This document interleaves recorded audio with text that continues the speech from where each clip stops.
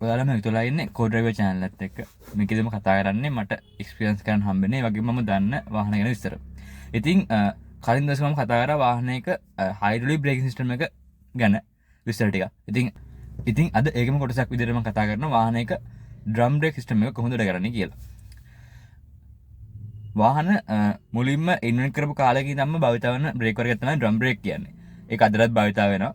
සාමාන්‍යයෙන් ඉදිරියදා පාවිච්චි කරන වාහනවල ගොඩක් වෙලාවට පිටිපස්ස කියන්නේ රියර් සයිඩ් එකේ රෝදවල බ්‍රේක් විදිහට තමයි ඩ්‍රම් බ්‍රේක් භාවිත වෙන්නේ. දැනටත් ගොඩක් වෙලාවට මේ ඩ්‍රම් බ්‍රේක් භාවිත වෙනවා.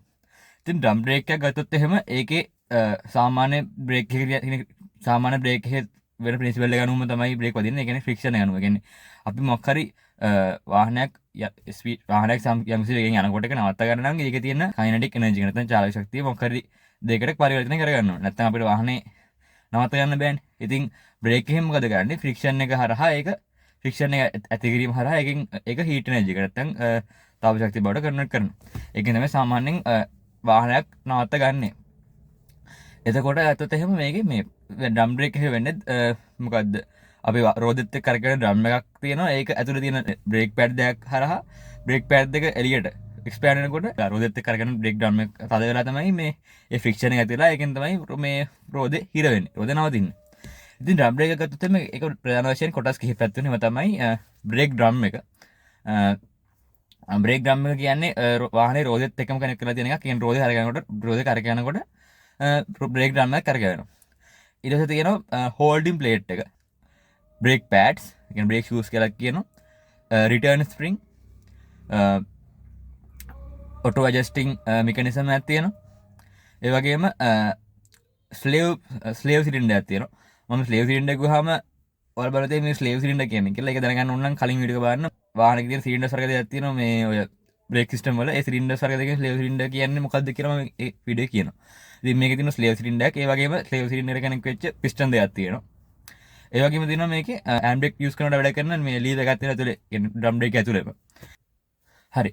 වර මම කිව්වා මේ හෝල්ඩින් ප්ලේට් කියලා තියෙයි කියලා. හෝල්ඩින් ප්ලේට් කියලා කියන්නේ සාමාන්‍යයෙන් මේ ඔය බ්‍රේක් මම කියන්නේ බ්‍රේක් ඩ්‍රම් එකක් කියලා තියෙනවා. ඒ වගේම බ්‍රේක් පෑඩ්ස් තියෙනවා.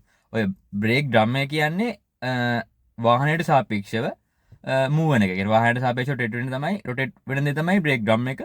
වාහනයට සාපේක්ෂව ස්ටේෂනරි දේ තමයි බ්‍රේක් පෑඩ්ස් දෙක. එතකොට බ්‍රේක් පෑඩ්ස් ඒ වගේම බ්‍රේක් පෑඩ්ස් වල කනෙක්ට් කරලා තියෙන මේ රිටර්න් ස්ප්‍රින්ග් ඒ වගේම පාකින් බ්‍රේක් වැඩ කරන්න උමනා වෙන මේ ලීවර් එක, ස්ලේව් සිලින්ඩර් එක, ඒ වගේම එකට කනෙක්ට් කරලා තියෙන පිස්ටන් දෙක ඒ ඔක්කොම සෙට්ලා තියෙන මේ හෝල්ඩින් ප්ලේට් එක. හෝල්ඩින් ප්ලේට් එක වාහනයටම හයිලා තියෙන වාහනයට සාපේක්ෂව ස්ටේෂනරි දෙයක්. හරි. එතකොට අපි බ්‍රේක් කරනකොට මොකද්ද වෙන්නේ? බ්‍රේක් කරනකොට වෙන්නේ මේ මම කියවනේ මේ අර වාහනයක තියෙනවා හයිඩ්‍රොලික් බ්‍රේක් සිස්ටම් එක කොටස් කිහිපයක් තියෙනවා. ඒකෙන් කොටසක් තියෙනවා මේ ප්‍රොපෝෂනල් වැල්ව් කියලා.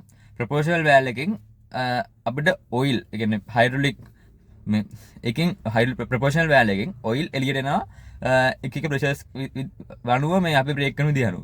ඉතින් ඩ්‍රම් බ්‍රේක් එකටත් ඔය ඔයිල් ලයින් එකක් එනවා. අපි දැන් හිතන්නකෝ පිටිපස්සේ එක පැත්තක ඩ්‍රම් බ්‍රේක් කියලා හිතා ගන්නකෝ. අනු ඩ්‍රම් බ්‍රේක් එකට එනවා ඒක ඔයිල් ලයින් එකක්. ඒ ඔයිල් ලයින් එකෙන් ඒ ඔයිල් ලයින් එක කනෙක්ට් කරලා තියෙනවා මේ ඩ්‍රම් බ්‍රේක් එකේ මේ මම කිව්වේ සිලින්ඩර් එකක් තියෙයි කියලා. ස්ලේව් සිලින්ඩර් එකක් තියෙයි කියලා. අන්න ස්ලේව් සිලින්ඩර් එක කනෙක්ට් කරලා තියෙනවා ඒක ඔයිල් ලයින් එක. එතකොට ඒ ඔයිල් ලයින් එකේ ඔයිල් ප්‍රෙෂර් එක වැඩි වුණාම පස්සේ මොකද්ද වෙන්නේ? ඒකෙන් පිස්ටන් දෙක දෙපැත්තට එක්ස්පෑන්ඩ් වෙනවා. දෙපැත්තට යනවා. දෙපැත්තට යනකොට මොකද්ද වෙන්නේ? ඒ පිස්ටන් වල කනෙක්ට් කරලා තියෙන ඒ පිස්ටන් වල කනෙක්ට් කරලා තියෙන බ්‍රේක් පෑඩ් වල මොකද්ද වෙන්නේ? මේ බ්‍රේක් පෑඩ් දෙක ගිහිල්ලා මේ බ්‍රේක් ඩ්‍රම් එක වදිනවා. බ්‍රේක් ඩ්‍රම් එකට හිර වෙනවා. එතකොට අන්න අර බ්‍රේක් ඩ්‍රම් එකයි බ්‍රේක් පෑඩ් එක අතර ෆ්‍රික්ෂන් එක ඇති වෙන හින්දා ඒකෙන් හීට් ජෙනරේට් වෙලා වාහනේ අර ඉක්මනට නවත්ත ගන්නවා. මේකේ තියෙනවා මේ රිටර්නින් ස්ප්‍රින්ග් කියලා එකක්. රිටර්නින් ස්ප්‍රින්ග් තියෙන්නේ අපි දැන් සාමාන්‍ය බ්‍රේක් ගහුවාන් පස්සේ මේ මම කියන්නේ බ්‍රේක් පිස්ටන් දෙකෙන් බ්‍රේක් පෑඩ් දෙපැත්ත කරනවා කියලා. අර බ්‍රේක් දෙපැත්ත වෙන බ්‍රේක් පෑඩ් දෙක ආයෙත් තිබ්බ දැන ඇදලා ගන්න බෑ. නැත්නම් බ්‍රේක් කරාම සිහිව බ්‍රේක් කරලා තිබ්බොත් එහෙම අපිට මේ අදාළ කාර්ය කරගන්න වෙන්නේ නැහැනේ. අන්න ඒකෙන් තමයි බ්‍රේක් රිටර්නින් ස්ප්‍රින්ග් තියෙන්නේ. රිටර්නින් ස්ප්‍රින්ග් එක මොකද කරන්නේ? රිටර්නින් ස්ප්‍රින්ග් එක මොකද කරන්නේ? බ්‍රේක් ගහුවාන් පස්සේ බ්‍රේක් අතරියාම ආයෙත් බ්‍රේක් පෑඩ් තිබ්බ දැනට ඇදලා ගන්නවා. එතකොට තව මම දෙයක් කිව්වා මොකද්ද මේ ඔටෝ ඇඩ්ජස්ට් මෙකනිසම් එක. ඔටෝ ඇඩ්ජස්ට් මෙකනිසම් එක තියෙන හේතුව මොකද්ද? මම ඒක මුලින් කියන්නම්කෝ. අපි ඔය මේ ඩිස්ක් බ්‍රේක් වගේ නෙමෙයි සාමාන්‍ය ඩ්‍රම් බ්‍රේක් එකක බ්‍රේක් ඩ්‍රම් එකයි මේ අර බ්‍රේක් පෑඩ්ස් අතර සාමාන්‍ය හිටසක් තියෙනවා.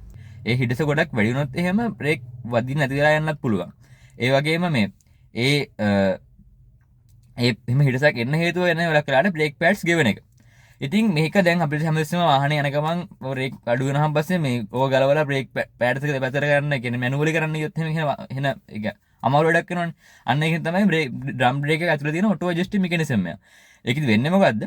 අපි හෑන්ඩ් බ්‍රේක් යූස් කරනකොට හෑන්ඩ් බ්‍රේක් යූස් කරනකොට අපි දැන් සාමාන්‍යයෙන් මේ සාමාන්‍ය ප්‍රමාණයක් තියෙන අපිට මේ තද කරන හෑන්ඩ් බ්‍රේක් එක අපි ඒ තද කරනවට වැඩියෙන් තද වෙනවා නම් බ්‍රේක් පෑඩ් එකයි බ්‍රේක් ඩ්‍රම් එක අතර දුර ගොඩක් කරනොත් මොකද වෙන්නේ? අපි හෑන්ඩ් බ්‍රේක් එක ගොඩක් අදින්න ඕනේ. ඕක මේ අර බ්‍රේක් ඩ්‍රම් එකයි බ්‍රේක් පෑඩ් එකයි හිර වෙන්න. ඉතින් අපි ගොඩක් අදිනකොට මොකද වෙන්නේ? මේ ඔටෝ ඇඩ්ජස්ටිං මෙකැනිසම් එකේ ඒකේ තියෙන ස්ක්‍රූ සිස්ටම් එකක් මම අර ස්ටින් එක දාන්න. ඒ ස්ක්‍රූ එක අර අපි හෑන්ඩ් බ්‍රේක් එක යම් කිසි ප්‍රමාණයකට වඩා වැඩියෙන් අදිනකොට වෙන්නේ මොකද? ඒ ස්ක්‍රූ එක මේ කට්ටයක් දෙකක් පයින්නවා. කට්ට දෙක පයින්නකොට මොකද වෙන්නේ? අර ස්ක්‍රූ එක මේ මිලිමීටර් ගන්න දික් වෙනවා. මිලිමීටර් ගන්න දික් වුණාම මොකද වෙන්නේ? බ්‍රේක් පෑඩ් එක අර මිලිමීටර් වань දෙපැත්තට යනවා. එතකොට මොකද වෙන්නේ? බ්‍රේක් ඩ්‍රම් එකයි බ්‍රේක් පෑඩ් අතර දුර අඩු වෙනවා. එතකොට අපි ආයෙසරක් හෑන්ඩ් බ්‍රේක් ගහනකොට එච්චර දුර යන්න ඕනේ නැහැ. මොකද දැන් බ්‍රේක් ඩ්‍රම් එකයි බ්‍රේක් පෑඩ් අතර දුර අඩු වෙලා තියෙනවා. ඒ වගේම නිකම් බ්‍රේක් ගහනකොට එච්චර එරට පා ගන්න ඕනේ නැහැ. මොකද ඒ පෑඩ් බ්‍රේක් ඩ්‍රම් එකයි බ්‍රේක් පෑඩ් අතර දුර අඩු වෙලා තියෙන්නේ. ඔක තමයි ඩ්‍රම් බ්‍රේක් එක තියෙන මෙකැනිසම් එක. ඔයාලා දන්න තවත් දේවල් තියෙනවා නම් ඒ වගේම මම කතා කරපු දේ මොකද අඩුපාඩු තියෙනවා නම් ඒවත් කමෙන්ට් කරන්න. යාළුවොත් මේක දැනගෙන ෂෙයා කරන්න. ආයෙත් දවසක වාහන ගැන කතා කරන්න එකතු වෙමු.